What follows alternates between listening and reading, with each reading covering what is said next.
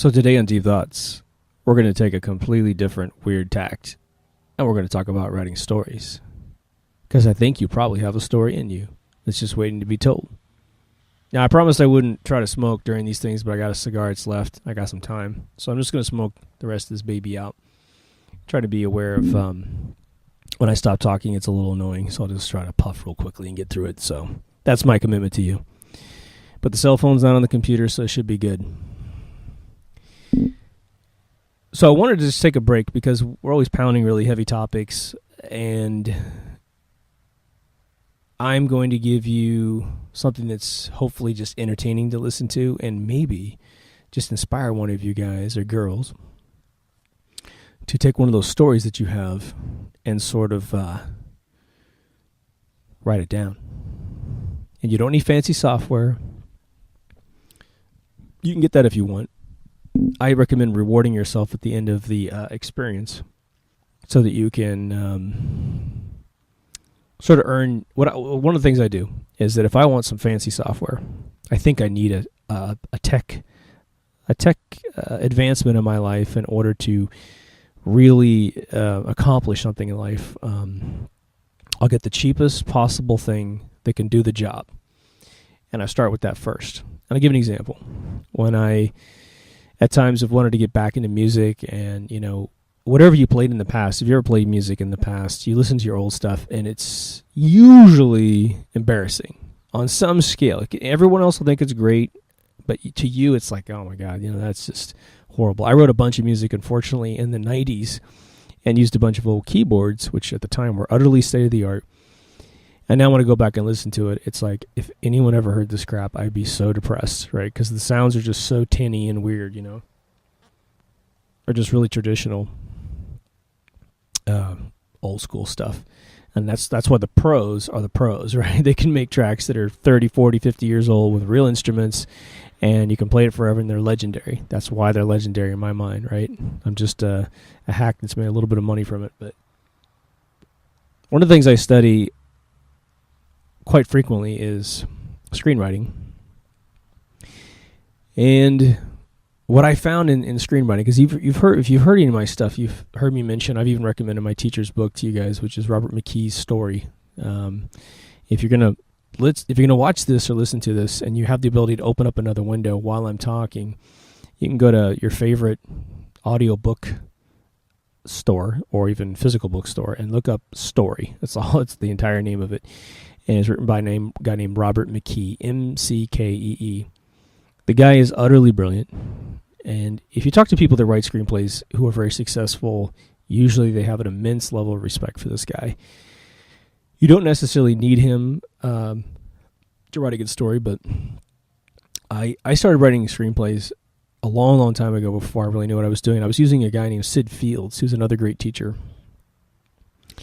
And Sid is really good to try to get you started, but Sid gets you into a few mechanisms of writing that have now been criticized by some of the better film reviewers. One of them was Ebert, and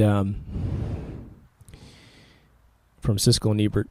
And so I want to kind of take you through one of the processes that I go through to write a film, and a lot of the mistakes I hear people make if they hear that you write. And especially if I'm showing up on a film project or something like that, you're automatically validated. Whether or not I get paid for the writing or whatever, if I'm showing up to a shoot and I'm somehow any level of contributor at all, whether I'm inspiring the writer that actually wrote it or I got my own piece, people start to kind of hover and I got this great idea for a film. Now, I want you to know that, which is funny, the only guy that's ever come up to me and said, I got a great idea for a movie, that's actually told me a great story for a movie, is the guy who lives right next door to my house. The guy's a genius. He paints for a living, like he paints and does all this construction. So he's just like a handyman. He dreams these incredible dreams, and he's got these unbelievable ideas. He dreams the whole thing, wakes up and writes it all down, and then gives it to someone like myself. It's really funny. We actually tried to pitch a film once. We still have a great film we need to pitch for like an animation thing. But there are a lot of steps to writing a film. And the reason why I said Sid Fields versus Robert McKee is that Sid really gets you going with the basics. And Robert gets you into the big boy land, like into the way that Hollywood speaks about a film is very, very important because there's a process to it. Now, if you watch films, you'll know that scripts are coming out like crap constantly, and it has to do with a generational gap in the writers that are out there today. They don't experience enough life before they try to actually write about life, right? So you have to have an interesting past in order to really understand the human condition at an early age. And unfortunately, Hollywood tends to, at this stage, gravitate to younger writers, thinking that younger writer is going to grab the younger demographic and everyone's going to come to show up come to the film. Problem is all the critics are much older and they destroy the film in the press for very good reasons, and then the younger people read those reviews and never go to see it. I'm going to jump in deep just to get going really quick, and then I'm going to roll back to some of the techniques. One of the things that the public has really misunderstood when it comes to story is the difference between a premise and a story. 99 times out of 100, anyone comes up to me and says, "Hey dude, I got this great idea for a movie," all they've got is a premise. What's the difference, right? The difference is a premise is usually a mechanism, and a story is actually emotion. A mechanism would be someone saying, "Well, I got this soldier, man, he's from the future, and he goes through a time machine, and then all of a sudden, he starts killing everything in the past," right? Now, that's sort of a story, but it's mainly a premise. A time machine traveling soldier goes back to the past and starts killing people.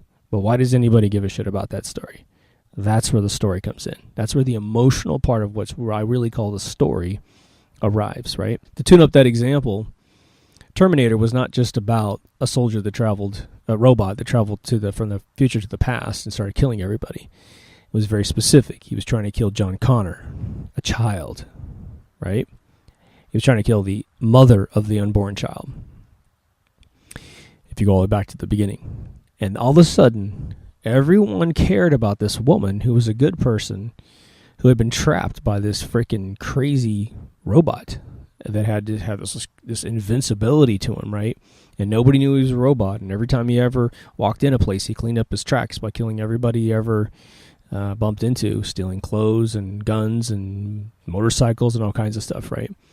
So at some point, very early in that first act of that particular concept, someone brought this really neat premise in, James Cameron, and put a story on it. To the point where there was something at stake, something that we could get behind, right? So when you think about your idea, just to get things started, right, you need to understand you probably have to have a premise to keep people interested, some mechanism that's interesting. But then you have to have a story to make people care within your premise. Another example, Groundhog Day. It was a cool mechanism stolen from a Twilight Zone where a guy kept waking up to the same day every day. In the movie it was Bill Murray went off to this rural town to cover the Groundhog Day, whether or not the groundhog was going to see his shadow, whether or not they're going to have a good season or not, and he wakes up the next day in the hotel to the same Sonny and Cher, "I got you, babe," on the clock, and he keeps living the same day, and he doesn't know how to make the damn thing stop. He just keeps living the same day. Now, consequently, the Twilight Zone version was way, way better. It was only 30 minutes, and it was about a guy who wakes up in a courtroom being sentenced to death, and then later that night he's executed, which doesn't really happen in the real world, right? Which is one of the points he tried to make. But the cool thing about the Twilight Zone was that every single person in the script kept changing places every time he woke up. So his attorney was the judge. Sometimes the judge was his, bailiff. So it constantly rotated, which was much more interesting to me. But Groundhog Day did an awesome job. But Groundhog Day, what did they do? Twilight Zone was only 22 minutes long. So the story was his passion to want to live and trying to convince everyone in this story that he's in this loop. And he said, "Look, just pardon me one day, change the pattern of this whole thing, and I think I can pop out the other side." Groundhog Day, Bill Murray was secretly in love with one of his counterparts, the producer / host of this news segment. And he kind of got to the end of his life, and we got to go through his romance with this whole thing, And so he kept trying to convince this woman to fall in love with him, and he kept trying to undo his crass sort of Ebenezer Scrooge sort of thing, which is kind of funny because he played the Scrooge in a different film called Scrooge. But one of the things that I do backwards. Now, my co-host Kyle is an amazing writer, and he writes novels. He's written screenplays as well, but he is brilliant at just starting the story and just going until it takes him to some location, and he's always able to kind of craft it into something interesting. And I've done that in the past, but I find it with screenplays, it's so structured. You don't have to be a screenplay writer. You can be a novelist as well. But one of the cool things that I took away from when I was watching films as a kid was that the end of a film was always the cool part. If it was a good film, you always judged it by the very, very last scene. If you haven't seen Usual Suspects, it's got one of the coolest reveals at the end of the third act, And that makes me put that film up really high in the on the shelf. But think about every film you've ever seen. It's usually the ending that blows you away and makes you want to go back to see it. So because of that particular mechanism in the mind, I always try to write backwards. Write that last scene first. Now that's going to go way outside of the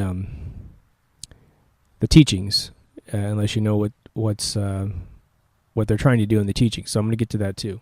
But let me talk about the structure of a screenplay. Now, a lot of you know more about screenplays now than we ever did in the past because of the internet, and people talk about it.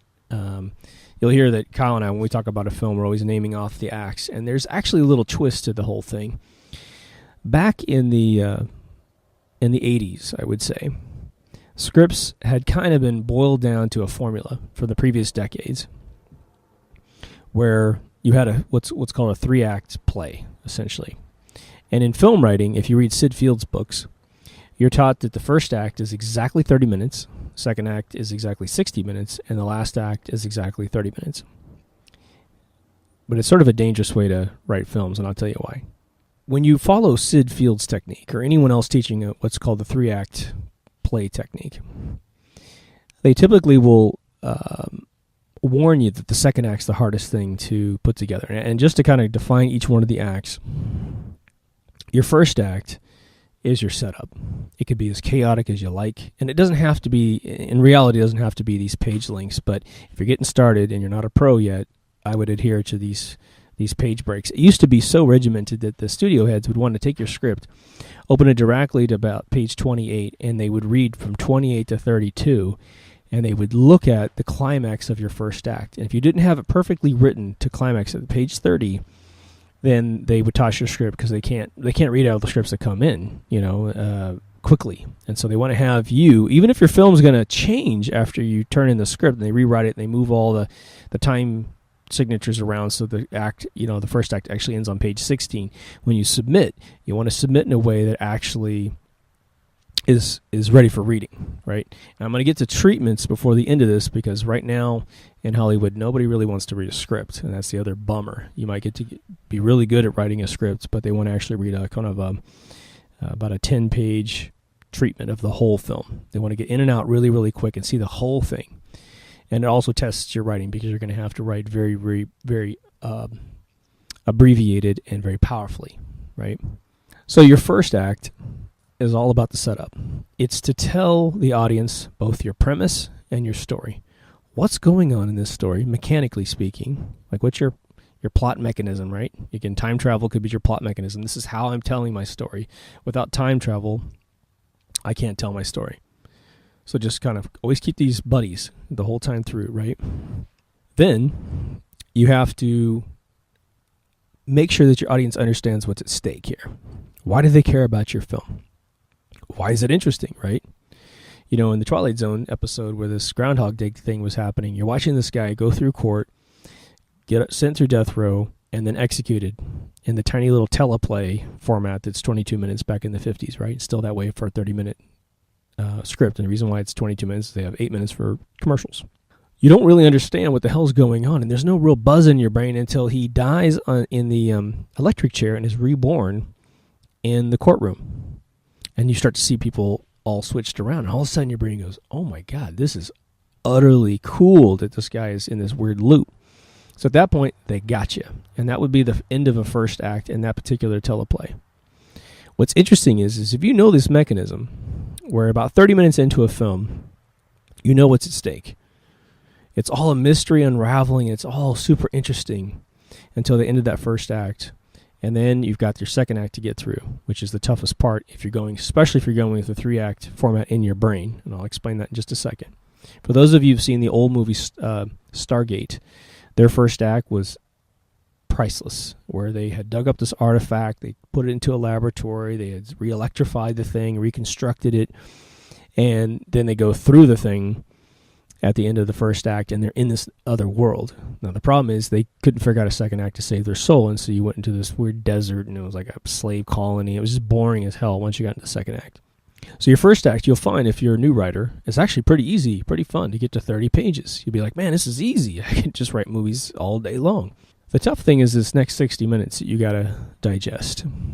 And the third act, by the way, is set in the formal teachings as a 30-minute act, but honestly, today it's about 10 minutes. It's about 10 to 15 minutes. And don't feel guilty that it's only 10 to 15 minutes. You can close up a movie very, very quickly. It doesn't have to be 2 hours long exactly. A lot of movies suck now because they're too damn long, and like Interstellar was a joke. You could have cut an hour out of that film, and it would have been still horrible, but at least more tolerable, right? You wouldn't have to ask for more of your life back at the end of the credits there. But when they teach you the 60-minute second act, and I'm going to get to why that's a 60-minute format here in a second, but you have such a daunting task to try and tell your story for another 60 minutes that there's all these tricks that Sid Fields came up with in your mind, which still have to be in your script. But it's sort of like looking at a problem all at once, like a big giant problem all at once, and you're like, oh my God, I gotta, the problem's this big. And anytime a problem's that big in life, anywhere in life, you cut it into smaller pieces and you just do little bits and pieces here and there, right? Now, the preferred way to think about this, and Robert McKee really doesn't get into the act structure that much, but he's trying to sort of push people into more of the 4-act structure. Now, what does that mean? Does that mean there's an extra 30 minutes on our script? No. If you cut this whole thing into 30-minute chunks, you get 4 acts instead of 3. And that helps the mind out quite a bit with the storytelling process. And by the way, McKee's course is 4 days, 12 hours a day. So I'm giving you an hour and some change, right? So I'm going to give you the very brief version of this. But hopefully, if you have any interest, I've recommended the best teacher in the world to you with an alternate, Sid Fields, if you want to get into sort of the basics. Their books cost nothing, man. So pound for pound, you're going to do yourself a hell of a favor. And the reason why I'm telling you this a little bit is because getting into screenwriting, as opposed to novel writing is so obtuse, it's so limitless about what you can do. You tend to get lost when you don't have restrictions. When you have constraints and restrictions on you, you tend to write better. It just forces your hand. Like how many dance moves can you do on a little dance floor? Well, not as many as you could if you had a giant dance floor, right? And so you don't develop the cool dance move that would only fit in this tiny little spot, right? It's a horrible analogy, but there you go. It's free. But there's very specific points that we have to achieve at the end of each one of these acts. Each one of these 30-minute segments is very, very important. Now, the first one's the easiest one to describe to you, which is set it up. Set up the whole reason why I'm watching this film, which means from the very first page of your script, it's got to be damn good. You have to be very careful writing a script that builds slowly. And, people can get a little bit confused because what they'll do is they'll juice up their script with action, and there's no meaning to the action, but they got this great fight scene, this big explosion happens, and this dinosaur comes out of the ocean, and all this other kind of stuff.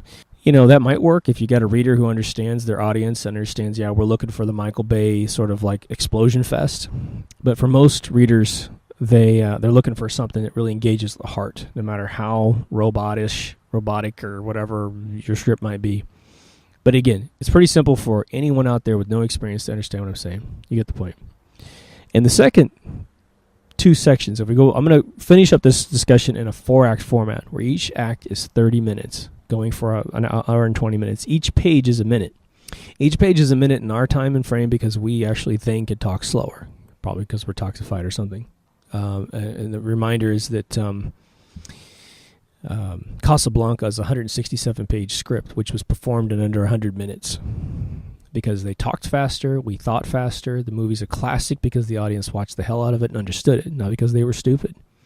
So we were actually smarter and faster thinkers in the past. We had better vocabularies, better understanding of story and of heart, because we weren't so diluted with today's kind of, Dunkin' Donuts version of everything, right? No slight against Dunkin' Donuts, but you know what I'm saying, pure sugar. So your next 30 minutes after your setup has got to build to a what we call a plot point. Now you have, in the traditional format of the 3-act format, you would have the plot point of Act 1, which, like I said, is the setup. Then you have your midpoint of Act 2 and your plot point of Act 2, if you go with that 60-minute format.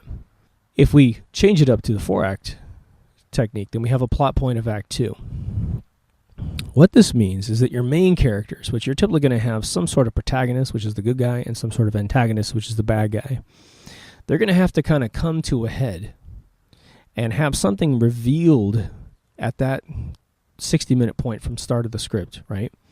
That's going to actually double engage the audience. It's going to be the setup on steroids, right? It's going to be this, oh my God, this is at stake. Maybe you've made the audience feel like there is something at stake and there's no way they can see how it can be resolved, right? If you take movies like War Games back in the day, which is about a computer AI that went crazy called the Whopper, and he was constantly trying to start World War III, but he was sort of a benign AI that wasn't trying to be mean. He just couldn't understand why his program should never be run, which was global thermal nuclear war thing. About the midpoint of that film, they get to the point where this Whopper starts to really get close to starting the war, and they realize, we've got to figure out a way to stop this thing, right? It's just a crude example, but for the next 30 minutes of our new 4-act format, your third act in that particular scene is to figure out how to solve the problem. How's your character going to actually get to the end of this whole thing? What's the mechanisms going to be used to actually solve the problem? In Star Wars Empire Strikes Back, you have Luke Skywalker, which runs off to Dagobah right after the big setup of the Hoth takeover, and you got the group splits off into two sections. One's to go take out the Imperial forces, and Luke goes off to figure out what's called the boon, his technique of becoming a man and actually becoming the full Jedi to go off and kill Darth Vader and kill it from the supernatural end. So his buddies are going to go solve the problem from the mechanical end, fight the ground war, the conventional war, and he's going to fight the spiritual war. But he's got to go back to his master to figure out how it works, right?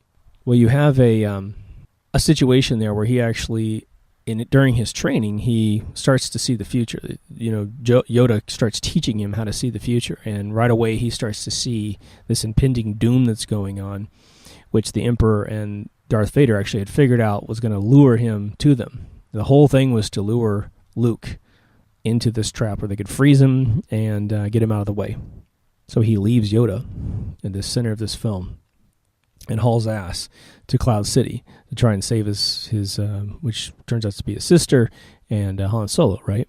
Meanwhile, they're testing out this freezing technique on Han Solo, giving him off to Jabba the Hutt. So we have this problem. He's going to turn him over to, Boba Fett to give to Jabba the Hutt, And by the time that Luke lands on Cloud City, we're in the third act where it's just him against Darth Vader to get this ball rolling to the conclusion, right? So he'd figured out how to be a much better Jedi, how to master the Force, the telekinetic powers to move stuff around, and how to basically fight better. And there's a bunch of things he learned that we didn't see, that we then see exposed in the third act. Because if they had shown us him and Yoda fighting in sabers or something like that, and then you see it just repeated with his father, and it's like, it's just it's an encore performance with a different guy. So we get to see this nice exposure of what he learned on Endora, right? Dagobah. Getting all the stuff mixed up. So you've got this, just to review, you got your setup. You have your big turn, which we call turns. I call plot points or midpoints, depending on if you're a 3-act or 4-act person. But there's what we call turns, which actually turns the whole thing around. It basically reveals something, like you don't know what's behind my hands, what we call it the turn. Boom, this is what's at stake now. Anyway, it keeps ratcheting up what's at stake. And I'll get to that whole thing in just a second. By the end of Act 3, with the 4-act format, you've completely educated the audience to know what's got to take place in order to finish up this story, to beat the bad guy, to get the girl to love the guy, that kind of thing. But then you have a trick in the third act, which is the following. And this is also missed on a lot of writers, and it's not always taught to a lot of writers. Even with McKee's class, sometimes you can miss what he's saying. But it goes something like this. If I said, oh, well, Luke's just got to do this to kill Darth Vader and then it's over, well, then you're just sort of watching a foregone conclusion. Well, I'm just going to watch him do what he does. And of course, it's going to be like the Rocky fighting movies where, Rocky gets almost completely down to the point he's got a 10 count on him, and then, he kips up, and then he beats the other guy to death, right? It's always that kind of thing, and then he wins, and we kind of feel exhausted with the whole thing, but we feel satisfied that they did a great, believable job with the boxing match that basically had a guaranteed winner.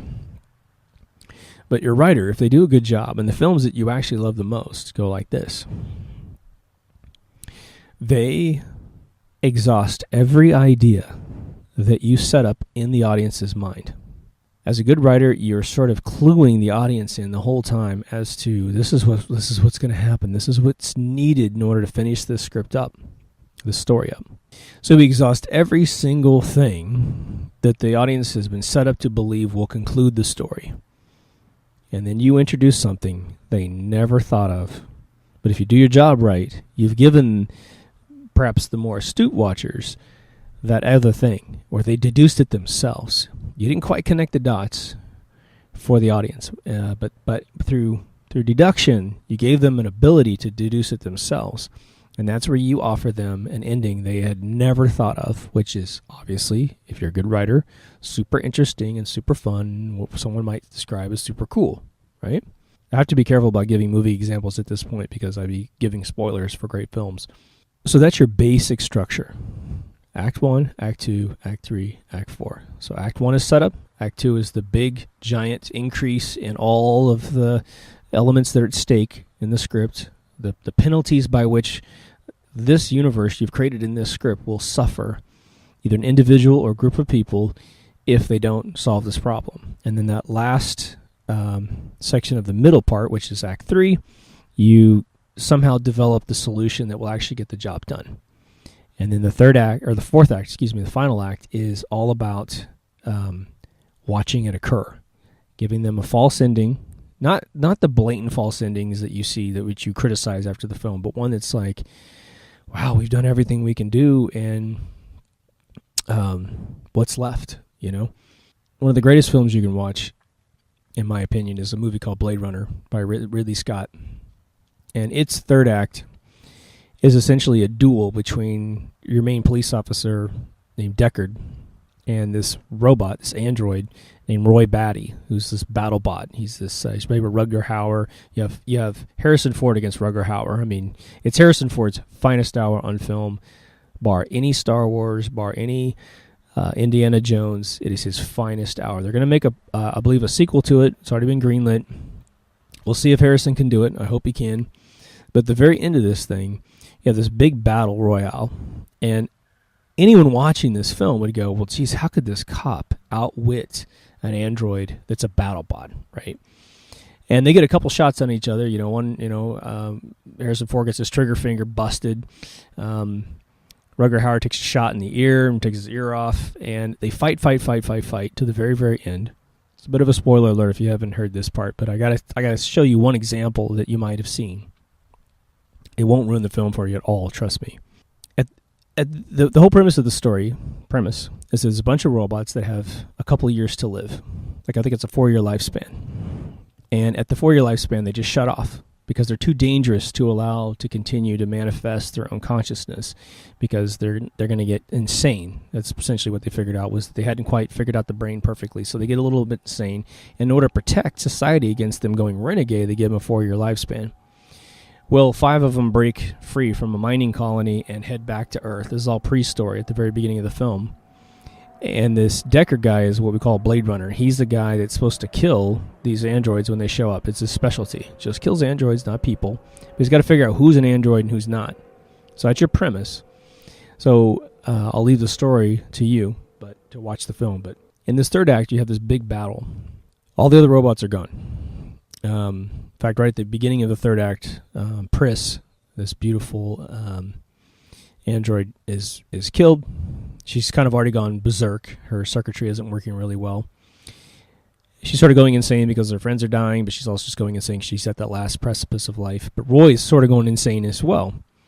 As there's a great battle, and Harrison Ford's being chased by this guy. I mean, just from the very beginning of the act, it's like, I'm going to give you a few seconds to run, dude, and and I'm coming after your ass. And because you've seen Roy do a bunch of wild shit during the film, you're at stake, man. His life is at stake. Of course, if Roy survives, who knows what's going to happen? He's already done some bad stuff. So the whole fight goes to the last few minutes of the script, probably about the last 5 minutes of the script. And what ends up happening is Harrison Ford's character, Deckard, tries to jump across two buildings. Obviously, there's no T in that. He jumps across this building, and it's a round top of the building, so his feet hit, and he can't quite grab a hold, and he immediately falls down and grabs this I-beam.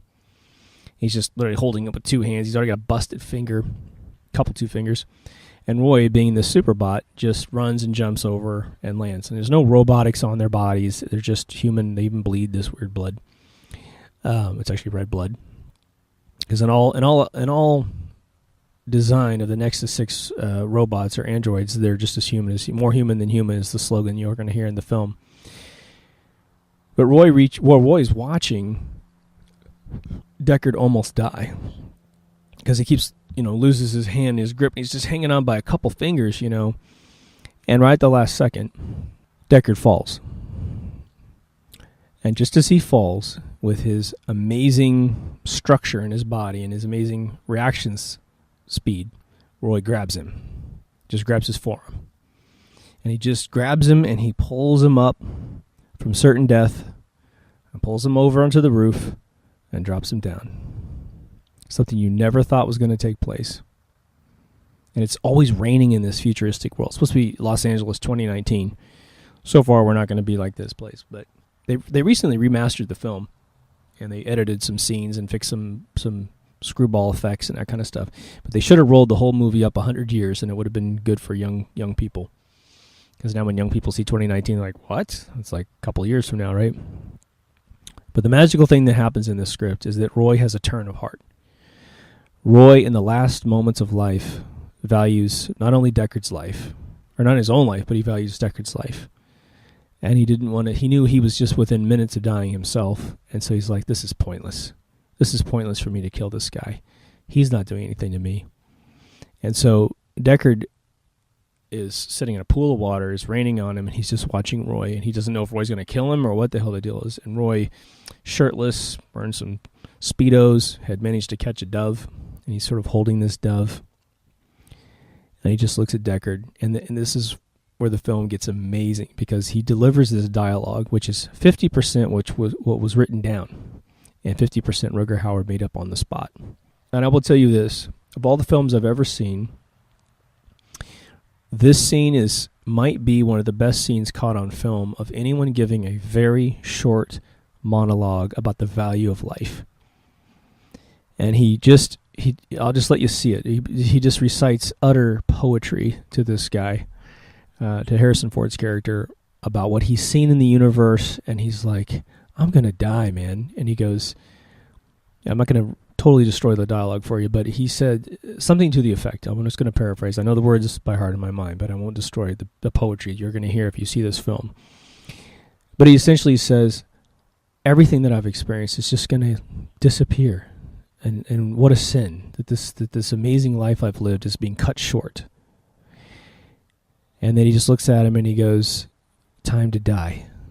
And he just bows his head and he just shuts off. There's no sound, no weird, stupid android, buzz down, none of that crap. He just dies. And his hand can no longer hang on to the dove. And so the dove flies off, almost like his spirit, right? That is a masterful example of the third act exhausting everything you thought would occur, because you think the Deckard's going to shoot him in the head. That's, if you're just rob off for the big guy, that's what you think is going to happen. In the end, he fails to defeat the android, and the android saves his life and shows reverse compassion. And there's a tiny scene after that. But so it should be a really great sequel, by the way. But that's your job as a writer. Now let's go to level 2. When you write a film, you don't just jump into a screenwriting software package and start writing. If you do that, I would say that you're not a professional under any circumstance. Even the best in the business don't just jump in. And they might jump in to write a few scenes they got in their head because they're going to, let's preserve this moment. But they're not trying to write it from start to finish in a screenwriting software at first. Okay, cigar's over. What you'll end up doing is you'll start incubating in a notepad, most likely, or in your favorite word processor if you like. Definitely make something, use a medium that's very quick to type in and very quick to move around in, because you'll end up creating a lot of diagrams for associations with things. Usually software, I find it very inhibiting because I can't just easily make a diagram, even if I make diagrams all the time for software design, but it's laborious, right? You're going to need to build up your characters, build up your premise, and build up your story. And because you have some intense responsibilities in your script, it's very difficult to see this in a linear fashion unless you're absolutely a photographic memory person and you could never be swayed from what you've previously thought. And you can always just recall everything, which is really tough because you typically will not work on one script from start to finish without interruption for other ideas for other scripts. So you're going to kind of jump out every once in a while and put some other stuff down, sort of as a break to the process, right? But you have a mechanism that Robert McKee calls the gap. And the gap is a very specific thing, which you could call it anything, and you could make up different mechanisms of explaining this, but McKee just does a really clean job of doing this, and it goes something like this. A gap is a moment that happens quite often in a script where the character says, you know, I just need to cross this chasm. I need to get from point A to point B. I need to, if you got to pay rent, you just need to go down and get the money out of the bank and give it to the landlord and pay rent, and you're done, right? Well, what a script will do is it'll clearly establish that goal, and then as soon as your character tries to do that, they go to the bank, and there's a bank heist going on. Or you might say, well, I'll just walk out of the bank, go to the next one down the street. In your film, the main character gets captured by the bank robbers and kidnapped. And all of a sudden you're like, oh crap, the guy's not going to pay rent on time. Maybe he's supposed to go to his wedding in 10 minutes or next day or whatever, and all of a sudden he's not able to do that. So it creates a gap between what the good guy wanted to do and what he's actually able to do. It's a space. And now your character has to find another path to try and get to that goal. Now you could have a gap that's the premise of your film. And something, the premise of your film, the whole thing, the gap that's actually driving the whole thing, which you've got a million films. I think Hangover is a good example where these guys are trying to get to a wedding, and they go off on the bachelor party in some remote location, and then of course they're late getting to the wedding, and they're trying to get there the last second at the third act. They're trying to, or the fourth act or whatever, at the conclusion, they're trying to get to that wedding on time. So the whole thing splits up at the very beginning. You have a gigantic gap that's the premise of your film. And that's the big giant gap is what we usually call the controlling idea. And this is what Hollywood calls it. So the reason why you want to study McKee is that all the verbiage that he uses, the terminology and the nomenclature that he uses in his book is exactly how you're going to be questioned about your script when you hand it in to someone who's going to read it or someone's going to consider you. And if you don't know what the hell they're talking about, they go, what's your controlling idea? And you're going, oh, what's that mean? I kind of understand that, but what do you mean, right? You can't do that. You have to know exactly what they're talking about. Well, that controlling idea is obviously going to drive all the action in between those 2 points, right? So once you're inside that main controlling idea, you have a ton of little gaps. Now, you don't want every single split second to be a gap, but you're going to have a pace, a beat inside your script. You're going to drop new gaps. You know, once kidnapped, this guy's in the back of a car. Maybe he's in a trunk. His next gap is, I just need to jimmy up this lock. Maybe even the guy forgot the key, and he actually dropped the key inside the trunk, even though there's no keyhole on the other side, but he's got a screwdriver or something. It's just going to be really easy. Just pop this at the next traffic light, and he's going to be out of this trunk.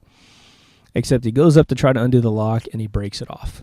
Either the screwdriver breaks, the lock breaks, and he's stuck. He tried to do the simple thing to get out, but he got gapped, and he got held back, right?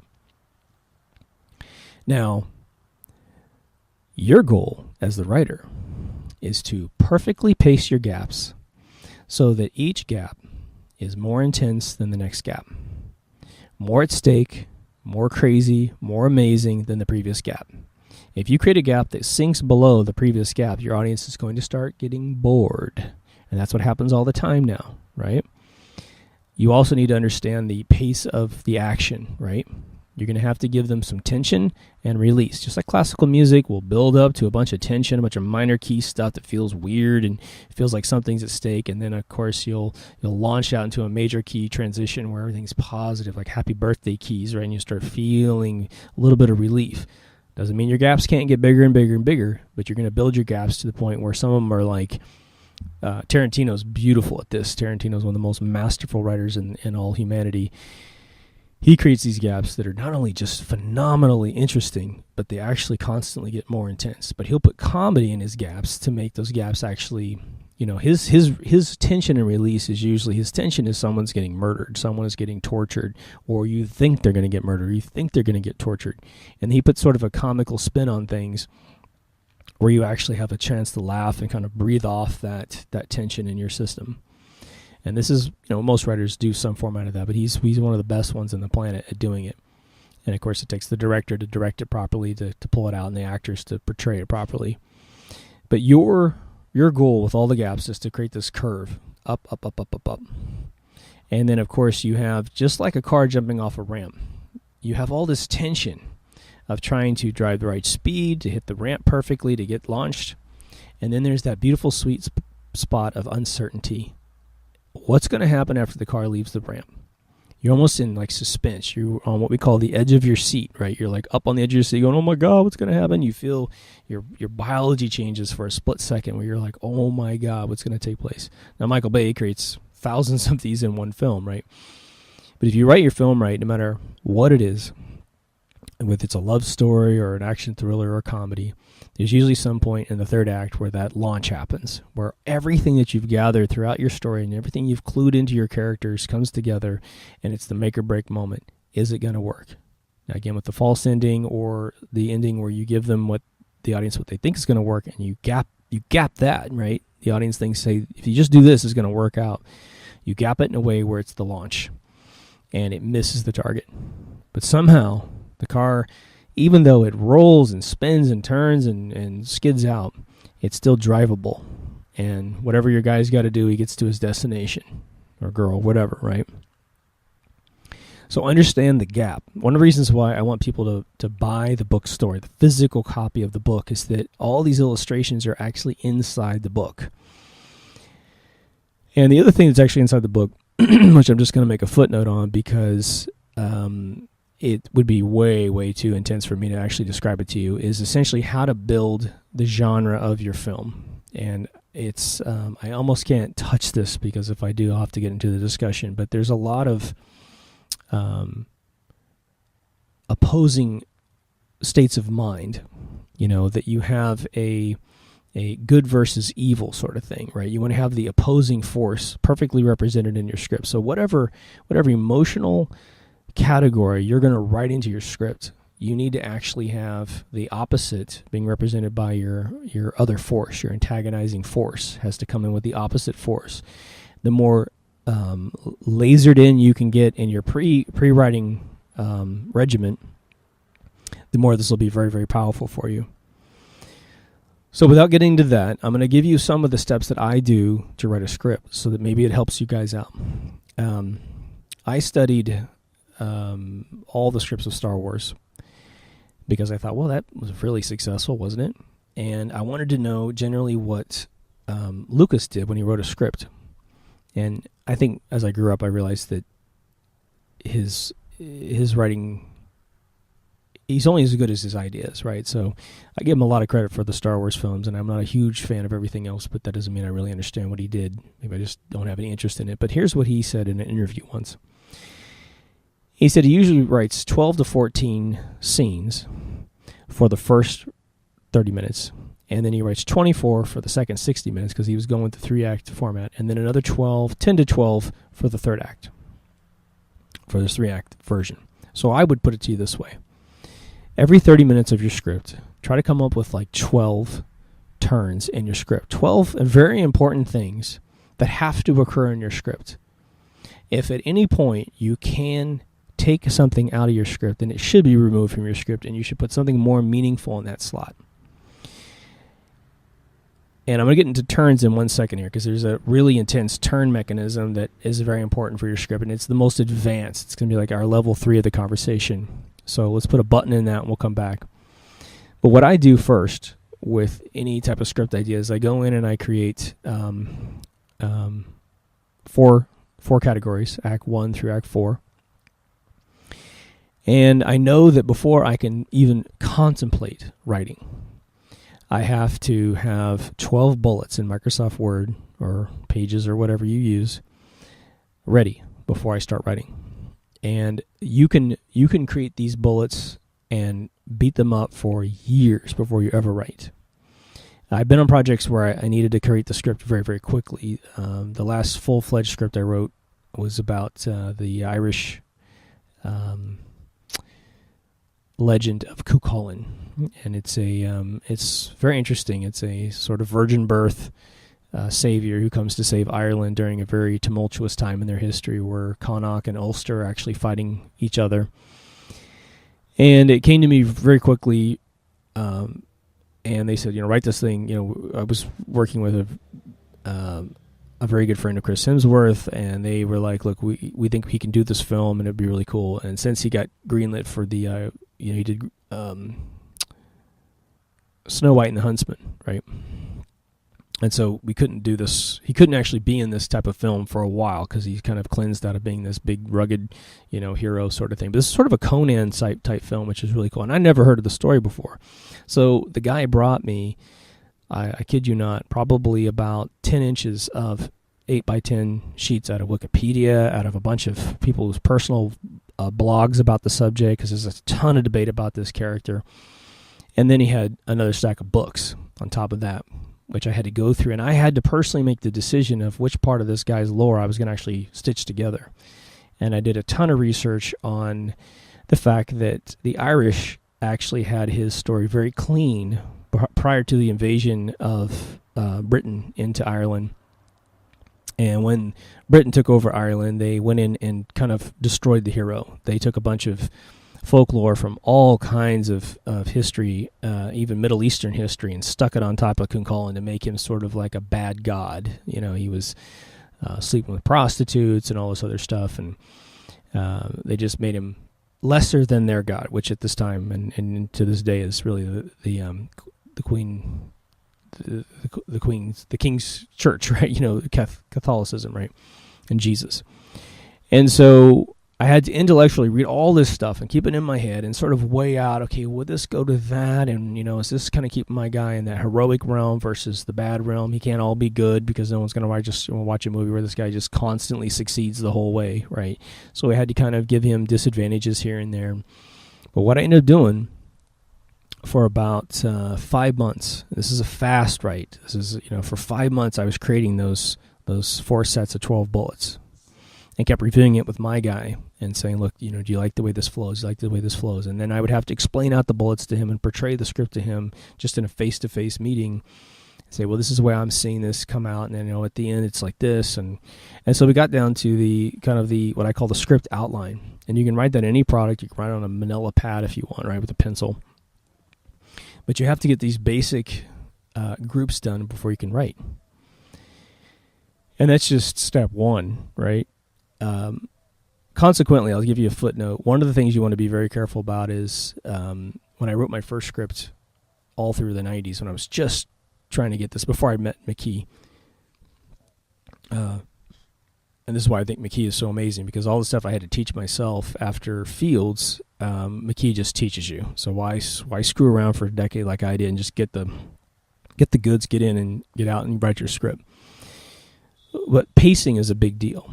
And you might actually have a natural knack for pacing. I think I do pretty well with that, but I actually was doing something very silly, and that I was killing too many people in my first script too soon, because I was all excited about the action. Well, just wait for this scene, just wait for that scene. I got done with the first 2 acts of my script, which was 60 minutes, and I killed off probably 60-70% of the people in the script. I was like, shit, what am I going to do for the rest half of my movie, right? Make these other people really matter, Now, it's not to say you can't break the rules or do those things and make it work. But as a rule, I like to try to pace things out, right? Because too much death, you start to, you don't know how people are going to react to a death in a script anyway. So it depends on how the director might direct that. If it's really intense deaths, and mine were fairly elaborate, you wouldn't want the movie 7 to be done in 7 minutes, right? You killed 7 people in 7 minutes, right? You have to stretch it out to 2 hours. So definitely be careful of how you pace major turns in your script. But once you get done with your script outline, you need to go in and really start writing. And that's where it really turns into a professional thing and where you really find out whether or not you got what it takes. I will encourage you to think this way. You can always figure this stuff out. You can always figure it out. No matter how tough it is, you might get into this next stage, this third stage where you're actually putting down the words and the action of your script, and you get overwhelmed. Or you'll write really well for that first 45 pages. Most scriptwriters can get 45 out really fast, and then the rest is like, geez, how am I going to keep everybody interested? And I want to put a footnote really quick for the out of the 4-act format. Usually in the center of your second and third act, not your conclusion, but in the center of your film, you want to have what's called pinch points. And that's about 15 pages into your 30-minute segments. So right here in the middle of your second act and right here in the middle of your third act, you need to have something exciting happen, a neat little turn that actually keeps the audience interested, because you're going to go 2 giant 30-minute segments in between the big things that occur in your script. And a lot of times, this is where you can hide a subplot, some other set of characters in your film that are sort of living another story within the story. You have your major story. For instance, for our analogy of the guy that goes to the bank to try and get his money to pay rent, and he gets kidnapped by the bank robbers, and he's got a wedding the next day, right? So he's got to get out and to the wedding the next day because his fiancee's on the edge already that he doesn't love her, and so he loves her to death, and he knows he's got everything planned out perfectly. So he's got to escape from these guys within, the next hour after he's kidnapped, right? You might have the fiance and her friends or the mother antagonizing her to death about his integrity of love. That's sort of a related subplot, but you could have even the father of the bride having an affair with someone on the side. And this whole thing is developing where eventually, the affair bumps into the solution for the guy to get away from these bank robbers. At the end, like somehow he's tied up in the same exact location physically as the groom, and through a weird connection, some Guy Ritchie weird thing where they all collide at the same point. The father having the affair on the side against his mother, maybe even poetically, ironically, persecuting the groom to say, you better not cheat on my daughter, while he's cheating on his wife, right? Those little twists like that, the irony that's beautiful. He somehow bumps in and actually saves the groom, or distracts the guys enough to the groom to save himself. That sort of thing, right? So that's where you can hide his little subplot in there, but they call the pinch points, and that's a Sid Fields term, that are really important as well. But I promised I'd tell you about turns. And there is something that Robert teaches that is, I would say, a mandatory thing to learn how to do, but it will be the most easy thing to understand and one of the most difficult things to really pull off. And that is the following. A turn, as I told you, is something where it actually turns some truth that you haven't seen, or turns the whole, turns the tables on what's at stake, A turn comes with a charge, like a positive or a negative. They can also go double positive, double negative, triple positive, triple negative. What the hell am I talking about? Well, McKee gives a great analogy of a couple waking up in the morning, and I can't quite plagiarize him because he teaches this stuff, but he gives a really beautiful example, and it's in his book, where a couple wakes up in the morning, and every other thing that occurs to them flips the charge. They're super happy to wake up in the morning. Something negative happens between the two of them. The guy actually offends the girl. Then it flips positive because he's able to spin his accidental offense into a positive realm, and then something the girl does offends him or reveals something. And the whole thing is flipping back and forth to the point where just trying to drive to work together, carpooling together. By the end of the scene, so many weird things have turned back and forth, that the frustration level, again, the gaps keep getting higher and higher and higher, right? The offense keeps getting more and more intense, to the point the wife jumps out of the car and refuses to drive with her husband to work. She walks to work, right? That's a great example of this turning mechanism between positive and negative. Every beat in your script should attempt to switch the polarity of what's going on. And you feel this all the time, right? When you have this bright, airy music going on in a film, you know the monster's just right there. It's a false sense of security, right? That's the mechanism right in your face. Now, why do this? Well, one, it makes for great storytelling. When you actually see this happen, when you understand that that's what the writers are doing and you see it on television or in film, it's an amazing experience to see. And it makes you feel interested in the story itself. But the second thing is it allows you to prune your script. What's that mean? If you got a bunch of scenes that are positive, or negative, you now have identified something that we call exhibitionism, right? You're merely writing to write. You're merely writing story for story's sake. You're not actually telling a story that anybody really wants to hear. As soon as a skilled scriptwriter starts seeing this charges not switch, they start marking those beats to be deleted out of your script. And the more you make them mark up your script, the more they know your script's a piece of crap. And that's where you get in trouble. This takes a little bit of ebbing in, a little bit of skill at the very beginning before you're going to get fluent at it. But I guarantee you, the more that you attempt the turning charge thing, it starts to become very natural. And your mind that's having the story played inside of your head, right, will start advancing those steps in front of you. So you're writing here, and in front of you, inside your mind's eye, you're starting to see this constant twirl of charges turning back and forth. And again, get McKee's stuff. It is absolutely brilliant at teaching this kind of stuff, and he gives you plenty of script examples inside the book. The only bummer about the book, if you're 45 or younger, I will just say, this is no slight against McKee, but he picks movies that I have no interest in, and he uses those as examples.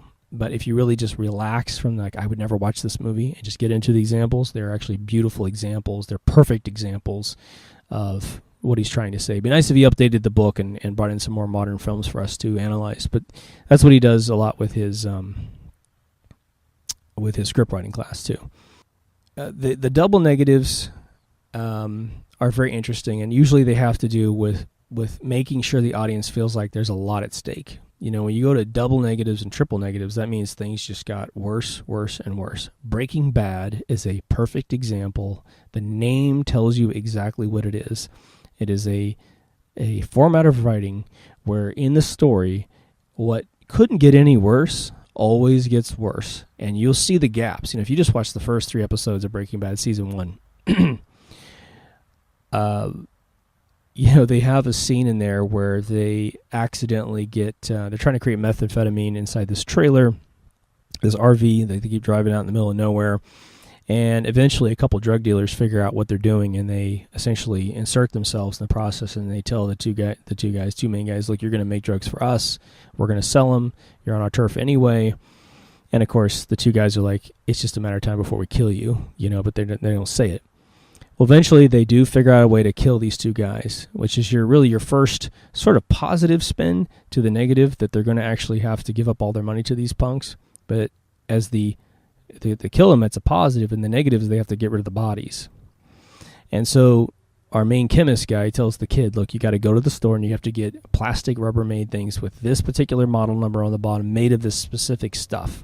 Then you got to get this chemical, and you have to put the bodies in there and soak them in the chemical, and everything will be okay. But the kid can't find these rubber containers, and he's having a hard time moving around the body anyway, so just moving the logistics of getting this body into the house to cook him down in the basement isn't working. So he gets a bright idea to take one of the bodies upstairs and put it in the bathtub. Positive, right? He solved his problem. from the negative of not being able to find the containers. So the positive is he's got to put them in a porcelain tub, and he starts pouring all this acid in on them, not realizing that the chemist gave him specific directions to get this rubber that won't be eaten by the acid, but it will eat porcelain like crazy.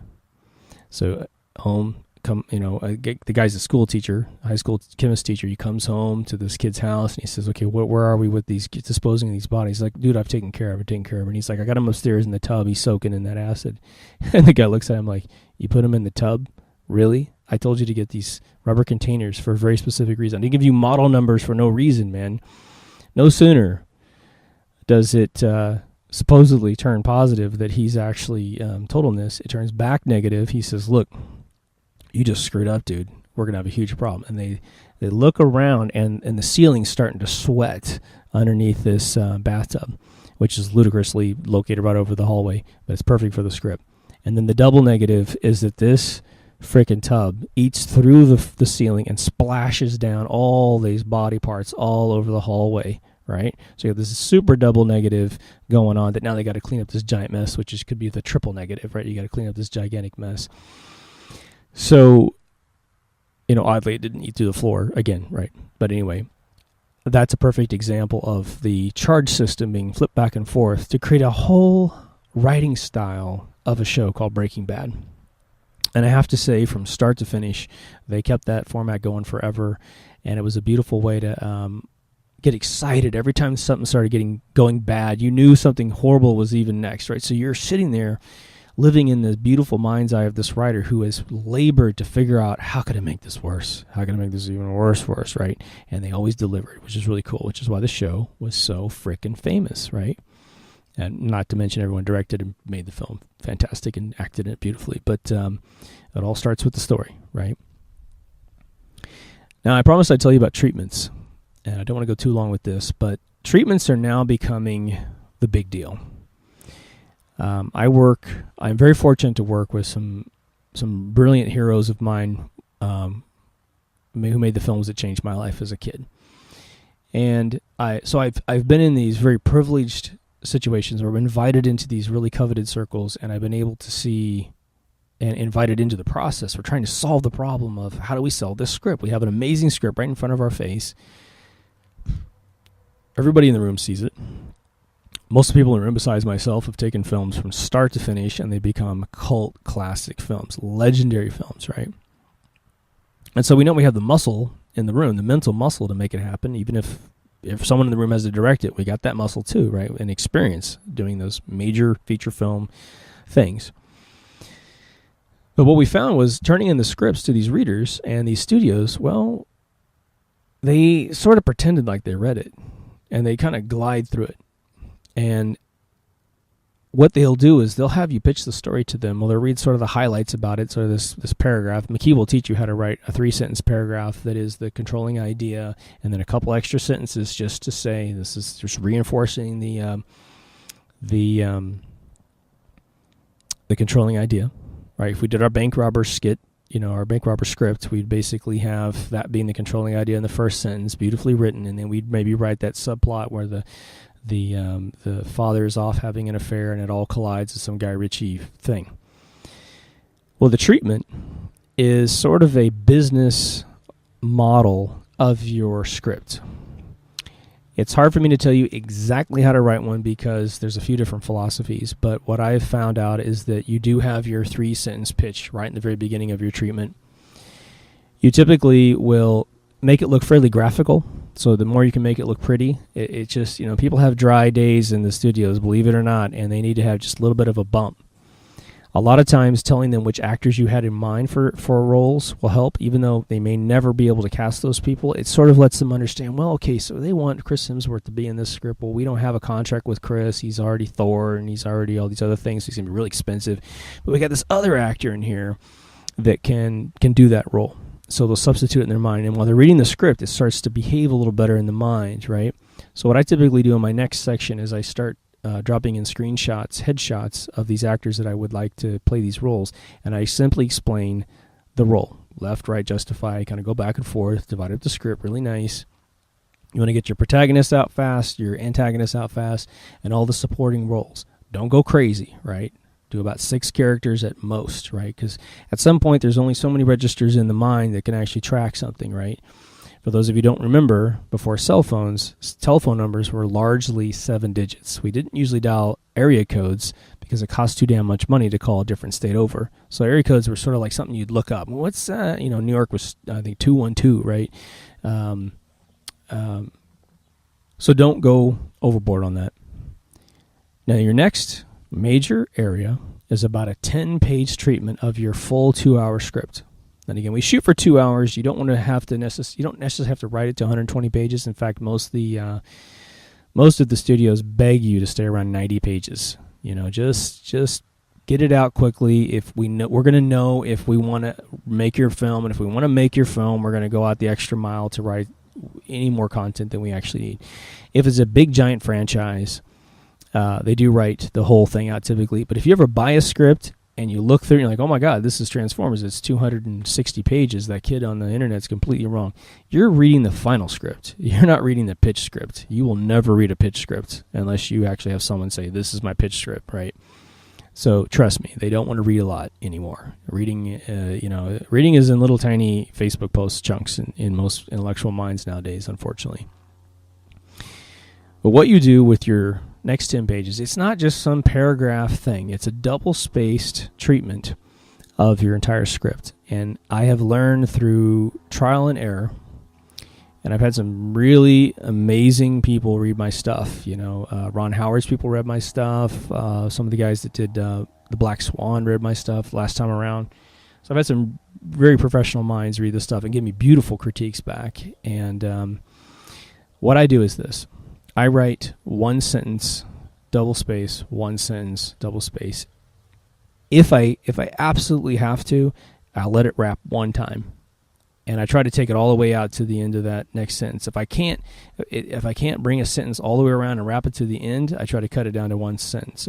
One line per page, right? Per line on that page, going out 10 pages. You do want to probably put headers in there so they understand which section they're at. If you think you're switching from your first act to your second act to your third act to your fourth act, let them know. Just put act 1, boom, and then maybe you put your 12 bullets from your script outline. But if you can tell that in 10 sentences or 8 sentences, do it in your treatment. Just balance it out to 10 pages, however that can work out best for you. You want to put your cream of the crop in that thing because you're trying to get people interested in buying your script, right?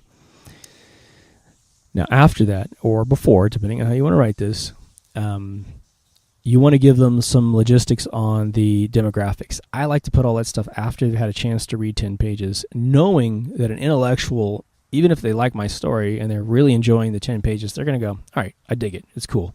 How do you see this film? What's the tone of your film? You're going to do a lot of that stuff. They'll just flip right to the next section in your script, and that's where you outline the tone. The tone is a very subjective thing, as well as everything in Hollywood is, but you need to start identifying your film. Unfortunately, you have to do this, I would say, but you need to tone your film with other films that people would know so that they can see it in their mind. So if I want to write a sci-fi, sort of real grungy sci-fi, or science fiction, I should say, film that's going to be a little bit like the Blade Runner universe, which is a very intellectual, amazing film, I would say this is sort of Blade Runner meets something else, right? Blade Runner meets Conan, Blade Runner meets Terminator, whatever the hell I'm trying to do, or Blade Runner meets When Harry Met Sally, like whatever it is, whatever two genres you're bringing together. Usually if they're diametrically opposed, it's kind of cool if you can bring those two together and tell a story that's got a style that no one's ever heard before. But they're going to want to know sort of the lighting tones, your imagery systems. So, for instance, volumetric lighting was really blown out in Blade Runner. And when people go watch Blade Runner, if they've never seen it before and say they're like 20 to 30, they might look at that film and go, it's just like an old farty science fiction film. What you have to understand is they mastered some visual techniques. Ridley Scott had done hundreds of commercials before he ever did that film.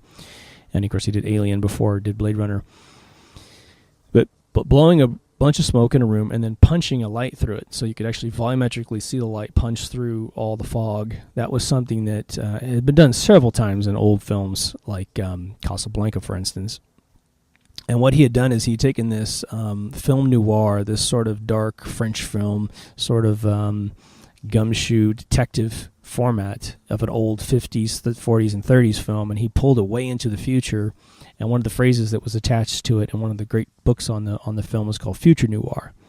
So they started calling it future noir. So it was like a futuristic old gangster film, you know. It was not really gangster, but old like detective film, you know.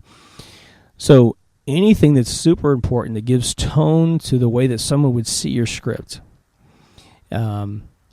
you may want to put that just before your 10 pages. If you're going to tell a really specific story, you want to sort of light it up in their mind. But hopefully if you do your descriptions right in your 10 pages, you're kind of painting that anyway. But if you want to just sort of like say, look, I want you to really focus on the story, not the tone, give all that information just prior to your 10 pages and then get that out the door. They're also going to want you to see your audience. And unfortunately right now, because Hollywood films cost so much money, and this is no news to anybody, they dumb down the scripts horribly. They dumb down the dialogue. They dumb down the action. You get a lot of Scooby-Doo dialogue now, which is something we call dialogue on point. And I'm going to loop back on this, but if you remember the old Scooby-Doo things, you would have a lot of dialogue where it would be, you mean to tell me if I pull this lever, that'll make the drawbridge goes up? And the other guy says, yeah, if you pull that lever, the drawbridge will go up. Just reinforcing for children the fact if you pull the lever, the drawbridge goes up, right? Well, that's really on-point dialogue, which is saying exactly what's going to happen, and boredom starts immediately when you start watching. That's why as an adult you can't watch kiddie stuff very often. But they're going to want to have, after the 10 pages, you to take a little crack at what audiences that are massive, that have pulled in gigantic dollars for other films, are going to watch your script, right? For our Cuchulainn script, we're like, look, we have no one's done a Conan movie for a really, really long time. And people like these big heroic things. We got all the Hobbit movies, Lord of the Rings going out, Snow White and the Huntsman, a bunch of sort of like fantasy films. And that'll let them judge, you know, whether or not they think that trend's kind of over already. You know, we've made some, you know, other people have already made 6 of those films. They're all 3 hours apiece. So I don't think we need another one. So you have to make good decisions. That's why you want to write more than just one script. You don't want to put everything in one basket, because your script's only going to get picked up when the studio feels like that trend and that story, which has to be well written, can be made profitably, right? So that's sort of just a brief on the treatments. Now, I wanted to loop back on the dialogue right away for a couple reasons. Your script is going to incur dialogue at the very last second. Now, what's that mean? You're going to want to write dialogue really fast because you're going to start hearing they're talking, and you should purge anything in your system that you have in you, because you know it's just like a good riff on a guitar. If you write a good riff, if you don't push record, you're going to forget it. You just will. You might remember the notes, but you won't remember the cool attack you had, and which makes it a riff versus just right. Same thing with writing. If you don't get it down, you might lose it. The other one you want to do before we get into dialogue, finish it up, is get a dictaphone. Now your cell phone can be a dictaphone because they have voice recording. It's such just a laborious interface. Well, let me get in this app. Where's the app? Screw that thing. Get yourself a little $100 recorder. Olympus makes great ones. You want them to have thousands of hours on them, right? I've got one I just filled it up for the first time, and I've had this same recorder. I don't think I've purged it since I bought it, and I bought it in 2008. All right, so that's how much space it has in it. You can plug these things into your computer. It barfs out a bunch of MP3s. You're good to go. A lot of times I find that dictating it into the recorder makes me remember it, and I never have to go back to listen to it. But I'm often amazed when I do go back and take the time to listen to it. I'm just shocked at how insightful I was with something. So don't sell yourself short. But a dictaphone, anywhere you are, if you want to be a writer, it's great. You'll feel like you're an old doctor talking into a pager back in the 50s. But these things are like gold. So you can try to do it with your cell phone. I really recommend you don't. I do that only when I was in my car the other day. I'm working on a new script, and I got out my cell phone, and it's so hard to hold your cell phone. It's illegal in California to touch your fucking cell phone while you're driving, so you can get in trouble. And there's nowhere to prop it up. Your car's making a ton of noise, and dictaphones have amazing microphones, right? So I made a point about dialogue on point, and when you start writing dialogue on point, they throw away your script very, very quickly. You make them read 3 lines in a row that's dialogue on point, they'll know you're a rookie, and anything else you have to say, they're not going to listen to, on average, right? There's an old saying that said that, because McKee used to be a reader, excuse me. He's a scriptwriter all the time, but he used to read scripts, and one of the things that he said that was, because if I pick up a script and it's a great story, it's a fantastic story, and it has all the elements that a story needs, all the gaps increase, and it's just a great premise, great story, everything's going well, but it's horribly written. He says, I would greenlight that script to my producer to consider much faster, with a note in it saying it's horribly written, but it's a great story, right? They'll hand it up the chain like that, over a script that's masterfully written, but it's bore fest, right? All exhibitionism, all those positive charges are all together, and it just doesn't really climax at all, right? So, dialogue. Dialogue's tough. Dialogue is where you will forever increase your skills. And they have dialogue specialists that go into scripts and rewrite it all. If you're lucky enough to have that first thing happen where you wrote a bunch of bad dialogue, but they see what you're trying to do and they go, all right, dude, I get it. This is why Tarantino can write his own ticket and always has wrote his own ticket, because he writes unbelievably interesting dialogue. If you want to see great dialogue, just watch any Tarantino film. Go back to the very beginning. I would say Pulp Fiction is probably hands down one of his greatest masterpieces of all time. And just the weird conversations they're having in the car about, was it the Big Mac, what it's called in England, the Grand Royale or something like that, right? It's just a crazy story. But you'll find that there's dimension to the character as they actually start to talk about things. You start to figure out what they care about and what they don't care about, right? When you write dialogue, you want to infer everything that you are trying to tell the audience without actually saying it. And sometimes you don't need to say anything. As an example, if you're to write a little scene where a husband is having an affair and he comes home to his wife who hasn't gone to bed yet, and she's up way past her bedtime on a work night. If you're a rookie, you might write all this dialogue about how the wife accuses the husband of cheating right when he walks in the door. I know you're fucking her, blah, blah, blah, blah, blah, blah. Well, that's what the audience would expect to say. They don't need to pay you $12 or $15 to go in and sit and watch a film if all you're going to do is set up a scene that has an obvious set of dialogue that actually makes it happen, right?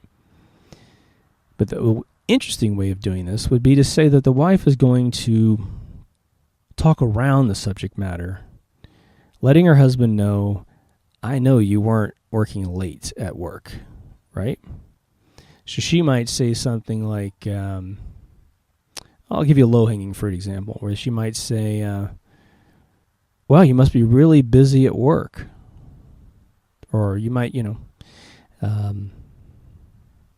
she might say something interesting like, I can't wait to go on vacation.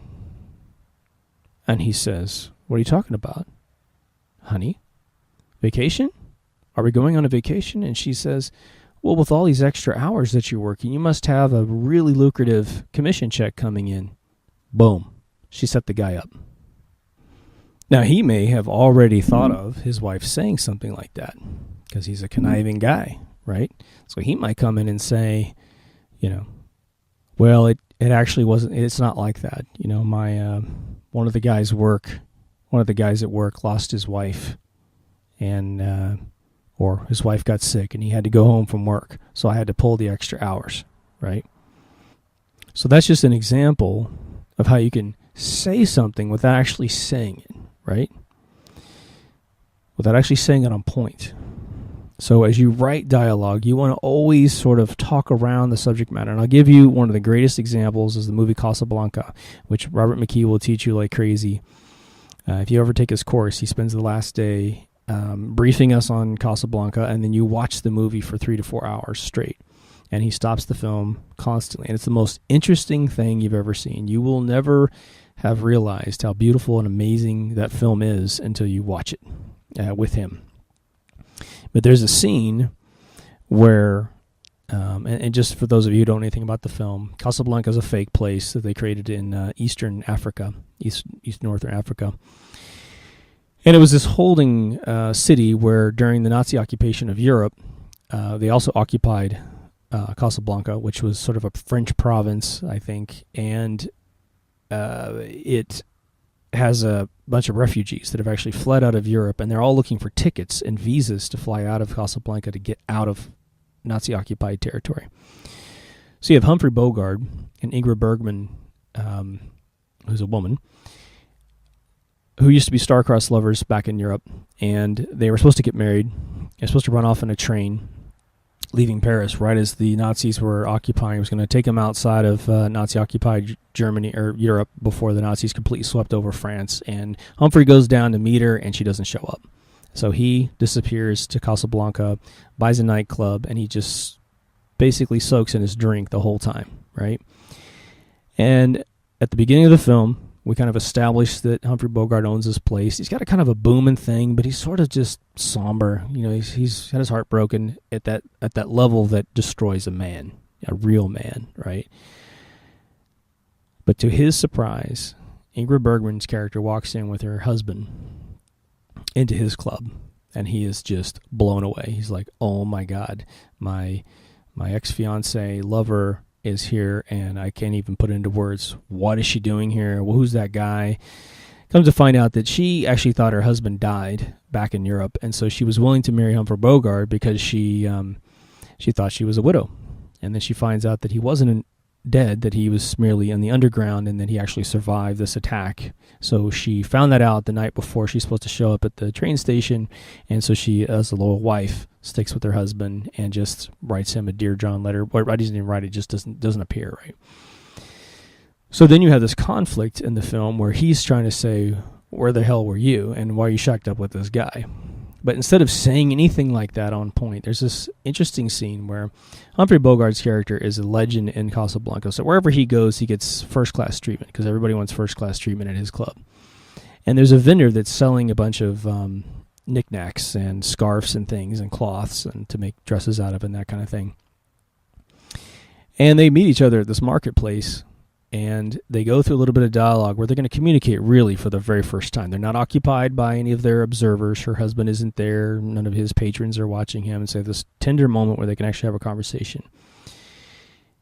And in brilliant writing fashion, the dialogue flips back and forth between positive and negative, where he's complimenting her and calling her a whore, complimenting her and calling her a whore.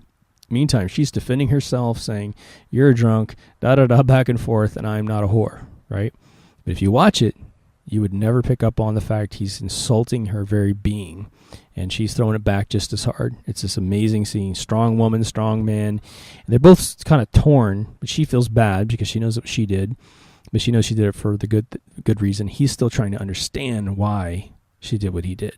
Did what she did, right? Eventually they do have a moment where she explains it all to him, and they cry together and that sort of thing.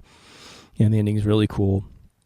But if you want to see a perfect example of that, get Casablanca, rent it, whatever you got to do, and get to that scene and slow it down and watch it over and over and over again. At the same time in that film, there's an imaging system that's going on, which is something that the director adds to the script, which is that shadows are extremely powerful in this script, where you'll see above me, and you'll see a lot of times when I do these deep thoughts, it's kind of later in the afternoon. I'm well lit now, but you'll see these bars on me all the time because I have this lattice above my patio that sort of blocks out some of the sun.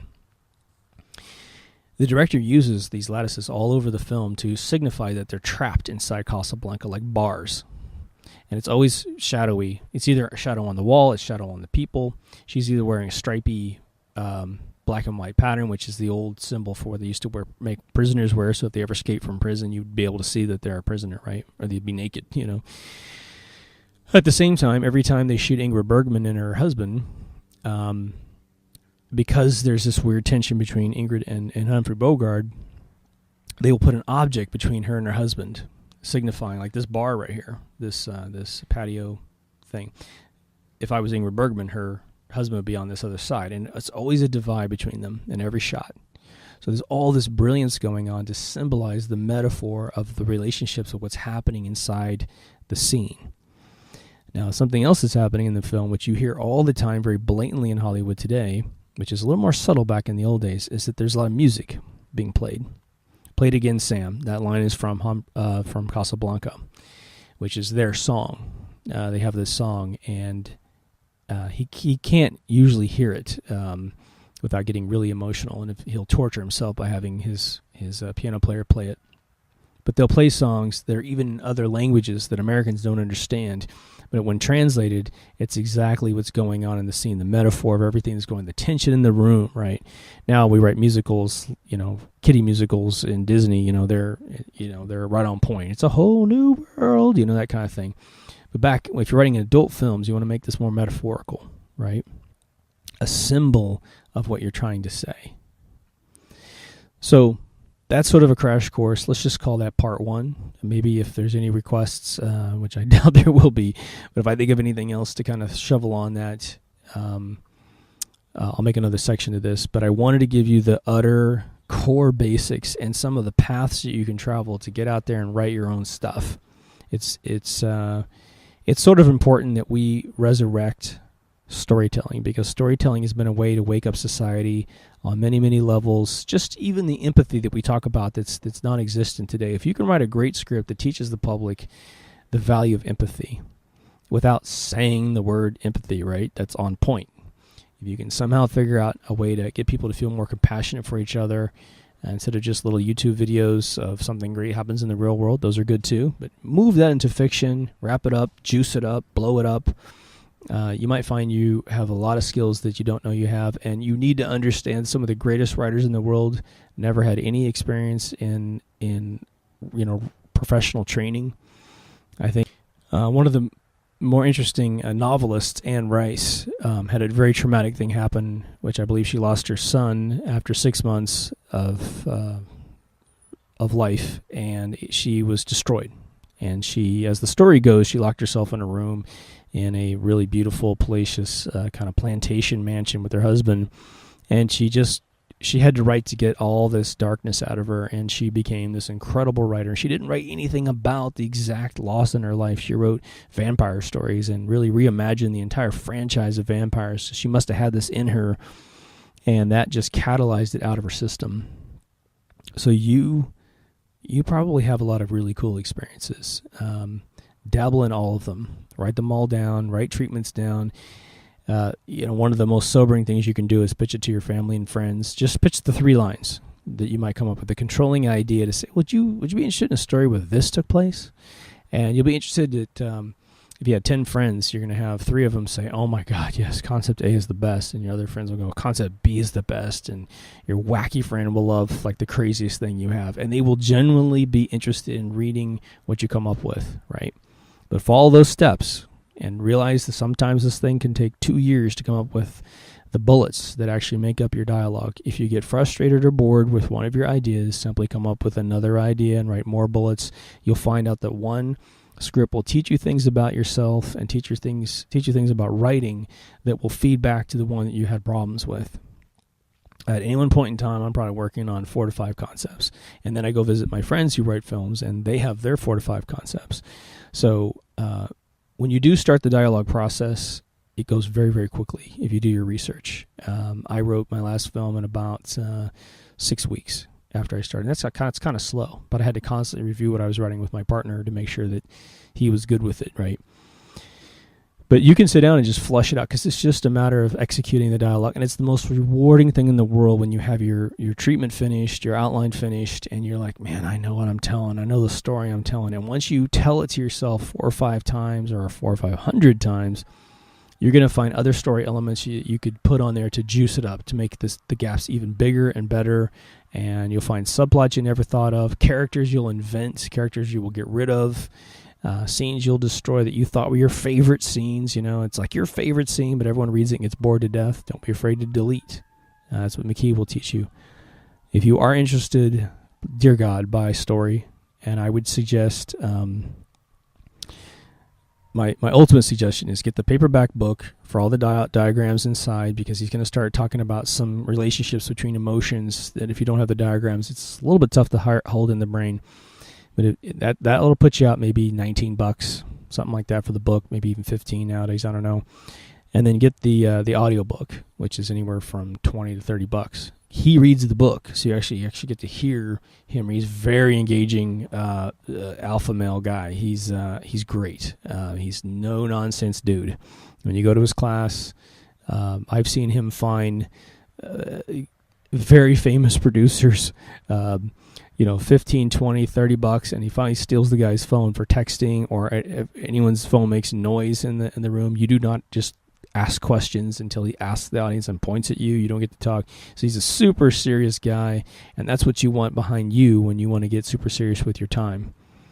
So anyway, if you made it this far, thanks for listening. I wanted to take a little bit of the steam off of all the heavy concepts in the universe and give you something that might actually trigger something in you to go do something you may never have done before. Again, the right brain is dying in the world, and empathy is dying in the world. So getting into screenwriting of any kind will absolutely reignite that in your system, or augment whatever you still have. So anyway, I would normally say learn the rules that rule you, but I'm going to say learn the skills that rule you. Thanks for listening. Over and out.